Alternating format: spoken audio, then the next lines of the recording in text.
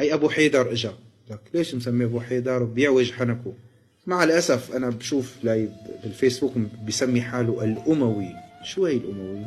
شو الأموي يعني؟ يعني هي نكاية بأهل البيت، هذا نصب اسمه، كانوا يسموه نصب، يعني مناصبة أهل البيت العداء، معاديهم لأهل البيت، اسمه نصب، ما بيجوز هذا الكلام. بسمي حاله يزيد، أبو يزيد، أبو معاوية، ليش ما سميت حالك أبو بكر؟ طب أبو عمر؟ لا، أبو معاوية، نكاية بعلي.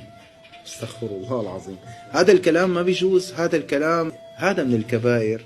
إذا أنت بدك تعادي الصحابة أو تعادي أهل البيت عداء بمعنى العداء، ليش بعدين عم تعمل فتنة؟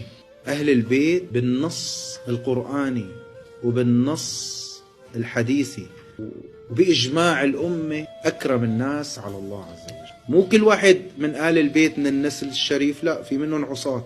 نحن عم نحكي على الأئمة الكبار، الحسن والحسين، تمام، وأبنائهم من الكبار، الأئمة الكبار، هذون حقيقة يعني من نوادر الدهر، في تقواهم، في صدق، في صفاء، في نقاء، من نوادر الدهر. كيف أنت بتحكي هالكلام؟ طبعا لما يذكر فهي أهل البيت عليهم السلام، وبكل احترام وتقدير وتقديس إلى أبلغ